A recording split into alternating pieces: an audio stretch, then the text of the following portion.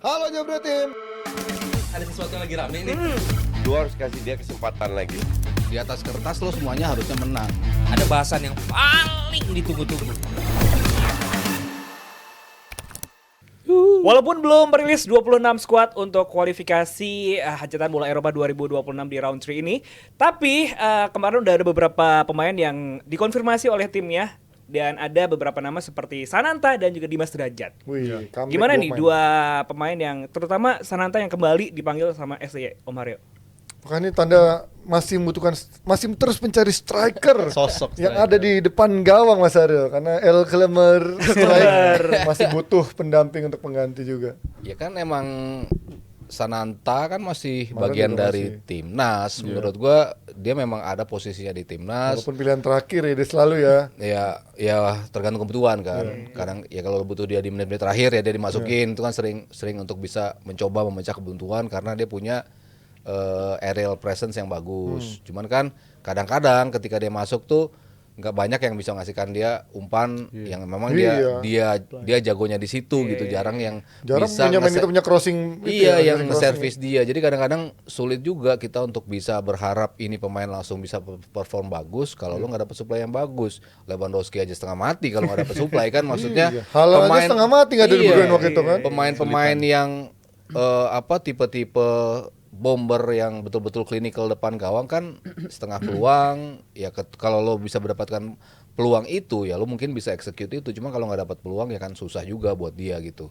Jadi kadang-kadang nggak fair juga kalau kita menilai Sananta ya lari-lari doang gitu kan, karena memang dia nggak dapat juga bola, jadi dia harus turun ke bawah. Sementara dia bukan tipe kayak gitu kan, tipe kayak gitu lebih ke cover strike memang. Yang kalau presence dia, involvement in game dia tuh lebih lengkap lah dibandingkan Sananta dari sisi permainannya, ngebuka ruangnya bagus, narik backnya bagus, lalu one-two-nya juga dia bisa dengan pemain-pemain di sayap atau di lini tengah yang lain. Jadi dia tuh lebih kelihatan pemain-pemain yang ya tadi Panji bilang mungkin gayanya klemer tapi bisa ngebuka ruang, ngebuka ruang. ya bisa perannya tuh Dan banyak pressing lah. terus memang ya, lari Iya, terus ya. lari terus. Cuman kan kita butuh striker yang cetak gol ya. Mungkin kan pemikirannya seperti itu gitu. Cuman kan mungkin STM butuh gol kalau bukan dari striker doang, tapi peran gua nih udah ngebukain nih ya kayak Havertz lah gitu kan. Tapi second line-nya juga dong kasih dukungan untuk bisa mencetak. Berarti perannya gol. harusnya pemain sayapnya yang bisa lebih tajam ketika dia buka ruang ya. Mungkin makanya si Orot Mangun diharapkan bisa menjadi sumber gol. Tapi kalau Sananta sama hoki gitu kan, lo hoki di edisi sebelumnya lebih Kayaknya dipilih. kali ini Dimas ya. Ya sekarang Dimas Derajat. Tapi di edisi sebelumnya Hoki. Sananta nomor 3-nya setelah si Strike dan juga Hoki Caraka. Menurut lo sama apa perbandingan Hoki Caraka sama Sananta yang membuat Hoki sedikit lebih dipilih daripada Sananta? Ya mungkin Atas situasi kerjanya kali dropnya ya. Kalau gue lihat dari situasi drop di atas lapangan tuh Hoki lebih sering jemput bola ke Ya, tengah itu segala sih, macam. ya. Itu salah satu poin penting yang dimiliki oleh Work Hoki rate-nya lah. ya, Walaupun beberapa kali dia juga hilang di tengah sampai ditegur sama si Nathan Choawan waktu itu Ya, kebanyakan ya. hilang bola, dan itu menurut gue udah bagus sih. Dia punya inisiatif untuk jemput bola, dia berani untuk ngelakuin itu. Jelas ini situasi striker yang diinginkan oleh STY, tipe-tipe striker yang berani jemput bola kayak begitu. Tapi kalau untuk Sananta ini masih jadi tantangan bagi STY sendiri, karena gue inget sendiri ini pemain yang sebenarnya gue sempat memikir ini kayak jawaban striker kita tuh udah terjawab sama Sananta deh. Terlebih di situasi sebelum pertandingan lawan Argentina tuh. Gue masih inget banget sebelum match itu Iya, kayaknya striker karena kita habis dari Ananta. SEA Games kan. Si Games yang Iya. SEA tajam Games kan banget Naik itu. banget dan dibawa sama STY juga masih bagus, tapi momentum ketika dia nggak dibawa di Argentina itu ngeliat performa dia bersama timnas dan juga bersama klub emang agak dipping juga ya formnya. Dari segi ketajaman agak lebih menurun, tapi gue tetap ngeliat dia sebagai pemain yang penting karena menawarkan sesuatu yang berbeda gitu. Dia bisa duel di area kotak penalti lawan, dia juga bisa nyaman untuk menjadi target gitu. Asalkan punya pemain-pemain yang seharusnya kalau ada Verdong di sana yang bisa ngirim bola dengan nyaman segitu, seharusnya bisa lebih nyaman lagi sih Sanantanya. Tapi kalau soal striker, menurut gue ini ajang Piala Dunia, kualifikasi Piala Dunia nanti akan sangat menarik apabila ada nama si Jens Raven, karena gue sangat-sangat highly rated pemain ini. Dari tadi kita ngomong Hoki Caraka, ngomong Sananta, menurut gue kelebihan dari dua pemain tersebut ada juga dalam diri Jens Raven yang apabila dimanfaatkan di skuadnya STY ini bisa jadi something banget sih si Jens Dia Raven buat ini dalam U20 squad dulu timnas. lah. Sabar-sabar dulu, ngantri dulu U20 mungkin. kan juga mau main. Tapi Iya. itu prospeknya menarik banget menurut gue Jens Raven, Raven. Bahkan udah punya lisensi pelatih ya kemarin ya. Yoi, udah ambil, udah punya dia. udah mikirin. Udah mikirin masa depan. Iya, Tinggal iya, bikin iya. YouTube aja yang belum. Itu udah ending kalau itu mas. Cepetan kalau itu. Itu ending kalau itu. Ya, Raven gue juga memang Ya, Raven sih selalu Cocok sih. iya, walaupun di awal kan kita gemes juga kan. Iya. Tulon Ini terutama. kenapa sih Agak pemain lambat ya. diambil gitu kan dari sisi apa yang dia bisa tawarkan nggak bisa gitu. Iya. Tapi ternyata dikasih kepercayaan terus akhirnya dia ngebuktiin. Dan Hmm. gue selalu melihat dia sebagai striker yang lengkap. Maksudnya dia bisa memerankan gaya strike kan berapa kali gue ulang kan opini gue. Iya. Dia bisa mainin gaya strike, mencari ruang, opening space kayak gitu-gitunya. Tapi dia bisa clinical juga Juga, kayak nomor Hoki Caraka 9. sama si Sananta. Jadi dia paket lengkap striker yang kita punya. Cuman kan dia masih seumur segitu. mentah lah, masih muda banget memang Iya, masih nanti kalau dibebankan, nanti dia Iya, nggak senior. perform, kemampuan dia untuk balik lagi susah lagi kan. Gue rasa ya pelan-pelan aja sih untuk bisa masuk ke tim senior. Nah tapi kalau ngomongin striker kan ini ada bocoran-bocoran di media katanya ada yang sedang diusahakan naturalisasi termasuk ada Ole Romania sebenarnya dari lu udah disebut-sebut Iya. tapi sebenarnya mau nggak sih buat Indonesia gitu tapi kalau kalian pernah ngeliat gak sih Ole Romania ini sama siapa yang satu lagi? Yang, Mauro. Hah? Mauro Ya Zilstra. Mauro Zilistra itu. Nih profilnya Ole Romania gue sih ngeliat berapa kali di YouTube oke sih nih ya pemainnya dari Iya, sisi iya. cara mainnya, work rate-nya tapi Bahkan hampir dipanggil timnas Belanda ya. iya ya Dia sempat dipikirin. menjadi rebutan juga dan sampai U20 dia masih main juga kan. Iya. Gimana ngeliat Ole Romania kalian? Utrechtnya Jong Utrecht ya, bukan?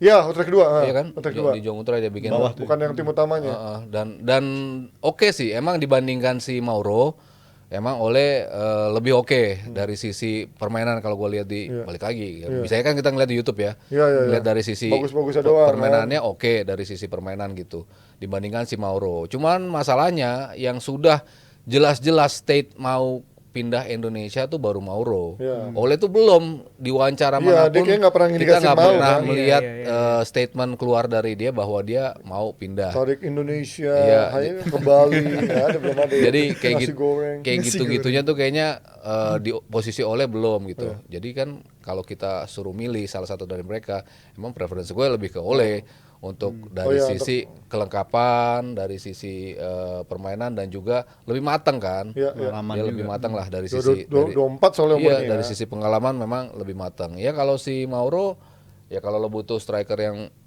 lebih muda dan potensial ya mungkin lo bicara berapa tahun ke depan gitu. Tapi untuk existing ya memang Ole ya walaupun balik lagi Ji belum ada statement resmi Belum ada, ya. dari dia dimanapun bahwa dia memang pengen bergabung ke Indonesia. Gimana lo ngeliat Ole Romania ini menjanjikan nggak sama Mauro Zilistra ini? Kalau ngeliat dari Karena kan segi- Arsene Wenger katanya bakal ada sosok naturalisasi lagi kan. Iya. November. Ole Romania sama Ola Rahman beda ya? Beda mas, beda keperluan gue itu. Beda, aduh bahaya nih. Ya kalau bisa dua-duanya, menurut gue dua-duanya aja sekalian. Si Siapa Ola Rahman sama Ole Romania? Iya lagi kepikiran dari sini itu. Itu. Sekalian. Komedi harus berkelanjutan dong. Berkesinambungan. Ole dan juga si ini yang kedua tadi namanya susah banget itu ya masih susah Mauro nanti. Zilistra, Mauro itu Zilistra. namanya susah. Susah ntar Zilstranya berantem itu. sama coach kalau Iya kalau Belanda lagi nih. Mauro nya gampang lah. Mauro Sama aja. kalau Zirze nyebutnya Joshua aja lah, Joshua. Jadi aman deh. Biar aman. Kalau bisa dua-duanya. Kalau yang satu bisa menawarkan dari segi pengalaman, si Olenya karena punya pengalaman yang cukup menurut gue dari level junior sampai dia tembus ke level senior, dia udah tahu seperti apa sih tantangan yang bakal dihadapin gitu. Ya. Dan juga kalau dari si Mauronya, kita punya pemain yang punya potensial yang bisa Kayak start Wakehorse ya dari- postur-posturnya ini. Iya, dari tipe Tegap postur gitu. segala macam dan menurut gua akan ngasih dimensi yang berbeda juga sih tipe-tipe striker kayak begini. Apalagi kalau mereka ternyata punya kemampuan untuk ngolah bola yang sama bagusnya dengan penyelesaian akhir, ini bisa jadi pelengkap dari puzzle-nya STY ya menurut gua karena dari segi bracket atau segi persaingan dari posisi-posisi lain kan udah sangat ketat ya. Kiper menurut gua akan sangat ketat. Wingback udah terlalu banyak banget menurut gua. Back juga menurut gua udah ketemu komposisi yang solid. Enggak, wingback baru kiri yang banyak banget ya. Kanan masih Kanannya baru Sandy Walsh gonta-ganti doang ya. yang naturalisasi Ganti-ganti kan, segala ya. macam. Di tengah juga komposisi squad juga udah Dan kita tebal punya banget. Lord menurut gua. Asnawi di kanan. Wah, Mas Nawi iya. masih ngotot banget di posisi itu. Dan untuk striker kalau dari segi banyaknya, dari segi kuantitas ya banyak, tapi kalau dari segi kualitas bisa menjadi konsisten, menjadi regulernya bagi STY itu menurut gue masih jadi tanda tanya gitu. Jadi menurut gue semoga aja dua pemain ini sekalian, jangan salah satunya karena dua-duanya gue yakin akan ngasih dimensi yang berbeda banget, salah satu dari Mauro maupun dari Ole Romeni ini. Oh, tapi dia udah Utrecht utama ternyata si Ole Romania. Oh iya, udah. Tracknya tim keduanya. baru-baru Nah, ini. kalau tapi dari main timnas siapa nih yang lo pengen tunggu-tunggu lihat lagi penampilannya? Gue sih sebenarnya tadi sih Elkan Baggett sih. Akan dekat. Tapi Elkan. Di script nggak gitu. iya sih. Tapi itu yang gue tungguin karena kan kemarin juga sempat Apa-apa ini Debut lagi juga. emang lagi rame kan? di Lagi rame. Blackpool kan. Ya pindah. Iya ya aja di Blackpool. Dan kan lagi soal pro Deadpool. kontranya Deadpool. enggak bukan bukan. Wolverine dong itu ya. Ya katanya soal ya coach kemarin bilang harusnya dia dipanggil, gimana caranya PSSI menjadi jembatan untuk bisa menengahi masalah ini. Masalah apa sih sebenarnya yang membuat ini kan kita nggak ada yang tahu nih, tapi kita butuh nggak sih sebenarnya kualitas Elkan Bagot di saat kita udah punya banyak back juga? Kalau menurut gua, kita udah ada di posisi di mana kita nggak pusing lagi ketika ada salah satu pemain kita nggak main.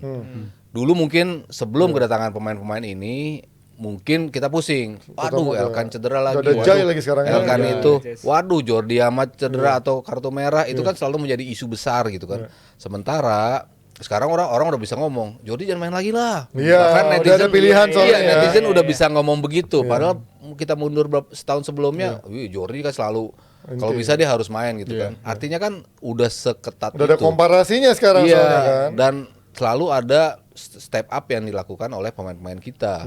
Si Rizky Ridho sekarang udah step up banget di situ. Gila sih Rizky. Ferrari perlahan-lahan udah mulai nunjukin ke situ. Belum ada di level bawahnya, belum sih mungkin, tapi Kadek Karel mungkin going there gitu kan. Keren sih Kadek Karel ya. Kita ada banyak pilihan lah di posisi itu. Belum lagi Jay Iqbal. Itses, belum lagi ada Hubner masa di Hubner, situ. ya. Belum Nathan bisa Nathan turun. bisa jadi back tengah juga. Jadi kan opsi kita banyak untuk posisi back. Jadi saat ini gue melihat Tapi mungkin posisi ada. striker super sub yang dicari Mas. Oh, jadi Kayak Maguire jadi striker gitu ya. dan darurat terakhir main kan dan gitu ya. pernah dilakukan kan. Iya kan? Iya. Iya jadi striker cadangan darurat kan. Kalau dari sisi kecepatan Iya, udah berapa kali kelihatan lambat dia sih agak memang sedikit tertinggal, terutama ketika kita high defense Transisi line ya. harus ngejar Counter. kelabakan. Itu kan Inway nunjukin ada juga defisit yang dimiliki oleh si Elkan Bagot. Tapi ya tetap aja makin banyak pemain yang ngumpul ya makin enak juga untuk pelatih melakukan rotasi gitu. Cuman nggak sekrusial dulu tuh ketidakhadiran Elkan Bagot menurut gue sih gitu. Oke, tapi kalau tadi juga sebenarnya kalau di strip kan ya penampilannya seorang Verdong kemarin yang juga kemarin debut Ciamik lah kemarin. Gimana lihat coba dia?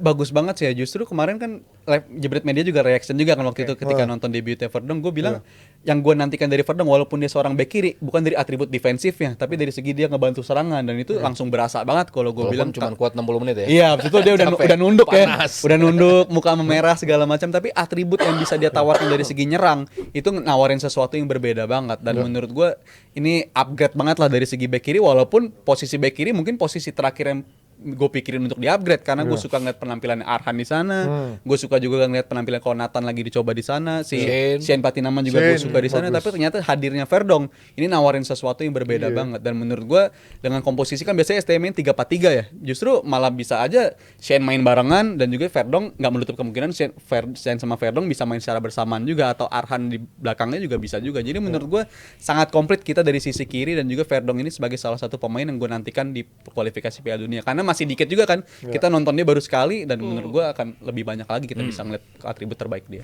Ya kita masih menunggu nanti kejutannya di September ini siapakah memang akan ada amunisi baru untuk bisa memperkuat timnas kita dan yang pasti kita ngomongin ini itu yang diharapkan semoga semuanya fit di bulan September nanti supaya kita bisa tampil semaksimal mungkin dengan seluruh Fit full fisik tim. dan fit mental. Betul, fit fisik dan fit mental itu ya. Yang pastinya juga kita ada kedatangan kiper baru kemarin Martin Pas yang pastinya tunggu juga pasti pas. Oke, tutup Dav. Oke, yang pasti jangan lupa juga untuk nonton nanti live reaction timnas Indonesia menghadapi India di laga uji coba ya di hari Minggu jam 6 sore dan lanjut lagi nanti untuk Liverpool menghadapi Brentford di jam 9:30 malam. Thank you juga buat Awi dan juga PT Mitsindo Visual Pratama yang selalu mensupport kita memberikan layar sangat besar ketika untuk nobar-nobar bersama Jebret Tim. Oke, sampai ketemu semuanya, happy weekend, bye bye semuanya, tonton terus DPI. Halo Jebret Tim. Ada sesuatu yang lagi rame nih. Lu harus kasih dia kesempatan lagi. Di atas kertas lo semuanya harusnya menang. Ada bahasan yang paling ditunggu-tunggu.